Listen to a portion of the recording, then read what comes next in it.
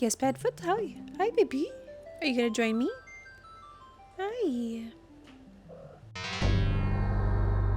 Celine Song's Materialist is a throwback to the romantic comedies of the 2000s that made me feel not dead inside, even though this movie kinda made me feel a little dead inside. It was sad, yet hopeful, a little cowardly in its resolution, but bold in its scenes. It's a very odd film that is very Celine Song. I think I loved it. I don't know. It's a blunt story that has a lot to say about the commodity of love. Whether or not it says it well, I think will be debated for a while. But one thing you can't deny, this is a beautiful film where the modern transactional nature of dating is offset by the chemistry that is jumping off the screen. From the longing gazes to the hard-hitting arguments, the chemistry between each actor is so good, it had me dusting off the DVD of the sacred texts of 2000s chemistry. You call my bluff?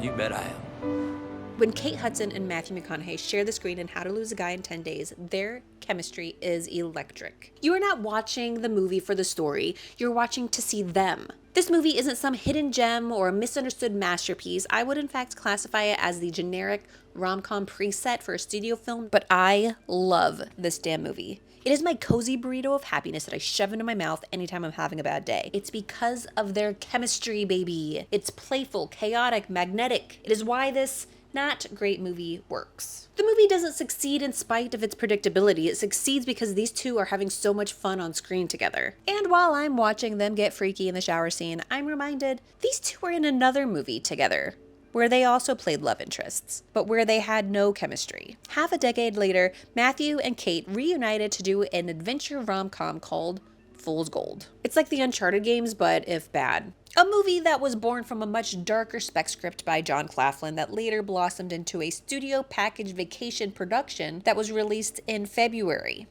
the month where all films go to die. But despite Matt and Kate being pros, and despite them having amazing chemistry just a few years prior, the chemistry is kind of non-existent in Fool's Gold.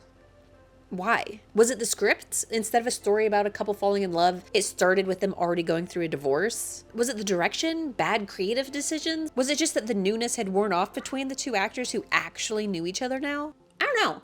I don't know why chemistry works sometimes and doesn't other times.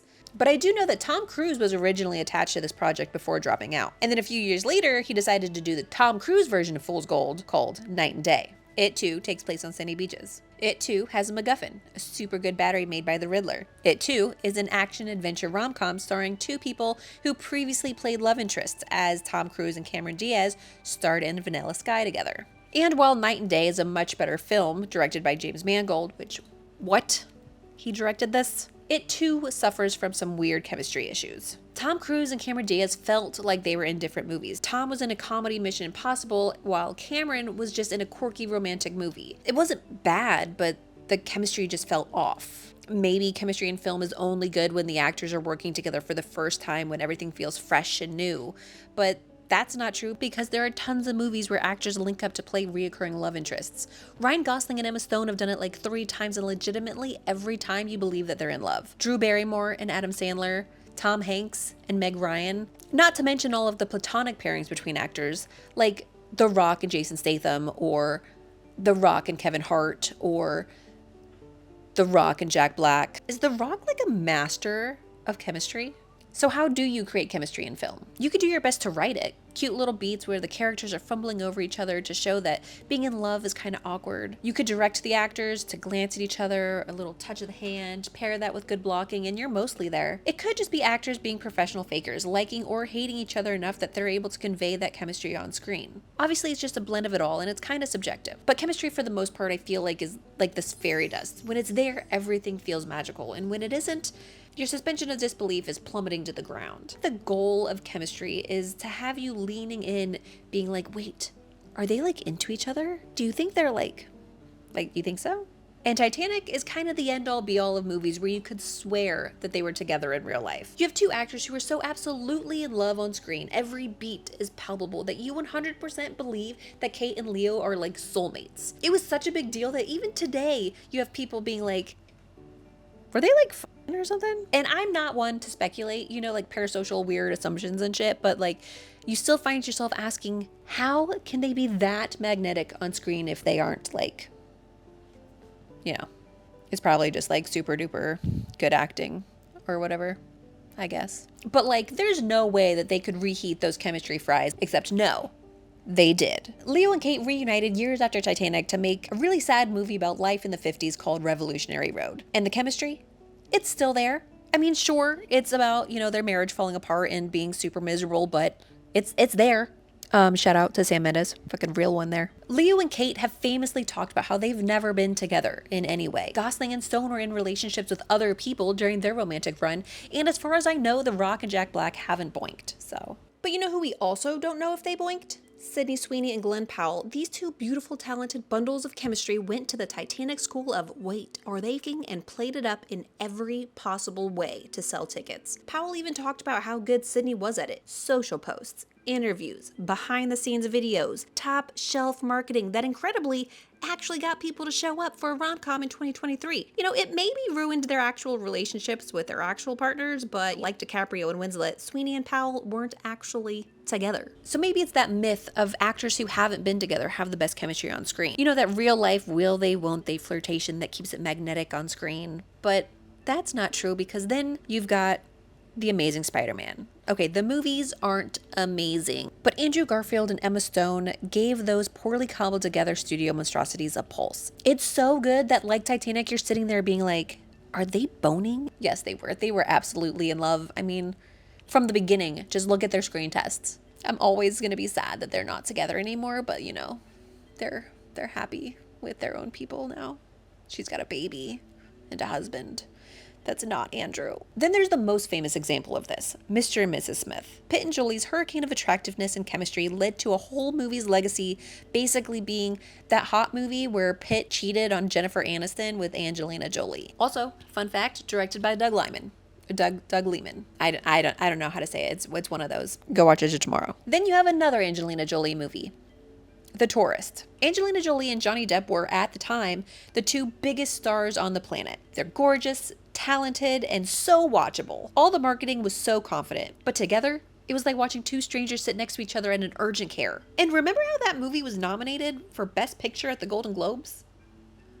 What the fuck? Maybe good chemistry is almost guaranteed in movies where the leads start dating during production, because then all of the newness and excitement is literally on screen. How many movies have starred real life actual couples who on screen have zero chemistry? It literally goes from, are they fucking, to, do they even like each other? And there's no better example of this than Twilight. That's right. You thought this was a video about chemistry in cinema, and I've tricked you into watching a video about fucking Twilight. Fucking love Twilight. It's so bad. Everyone knows the movies are awful. Everyone talks about how the chemistry between Pattinson and Stewart is awful, but not in that first one. Like, yes, it's cringe and awful, and they're doing whatever it is that they're doing. But underneath it all, like, there's just this energy between the two of them. And that's when they started dating. Cut to a few years later in Breaking Dawn part whatever the fuck, and it's not the same. There is no chemistry. You kind of see the exact same thing with Tom Cruise and Nicole Kidman from Days of Thunder to Eyes Wide Shut. Am I really comparing the movie where a werewolf imprints on a demon baby to Stanley Kubrick's last film? Yes. Yes, I am.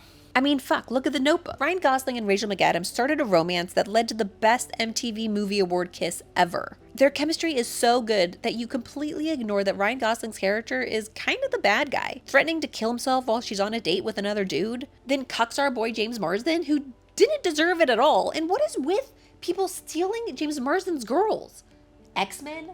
Superman Returns? The Notebook? Bro, Enchanted. But then again, Gosling and McAdams kind of have good chemistry with everyone. Rachel and Domhnall Gleeson in About Time, Rachel Weisz in Disobedience, Jason Bateman in Game Night, Robert Downey Jr. in Sherlock Holmes, with the other Sherlock, Benedict Cumberbatch in Doctor Strange. Girl is such goals. The same goes for Ryan Gosling and Steve Carell in Crazy Stupid Love, or Harrison Ford in Blade Runner 2049, or Russell Crowe in The Nice Guys.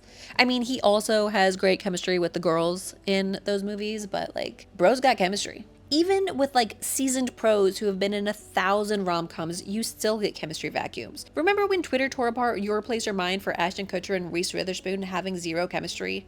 Like, even on the red carpet. What sucks is that there are a lot of films that are pretty mid with great chemistry. So great that it elevates the whole thing. But when it's missing, you feel it. You really feel it. As evidenced by loads of good movies that are tanked by bad chemistry. Maybe some actors just have it, and some don't.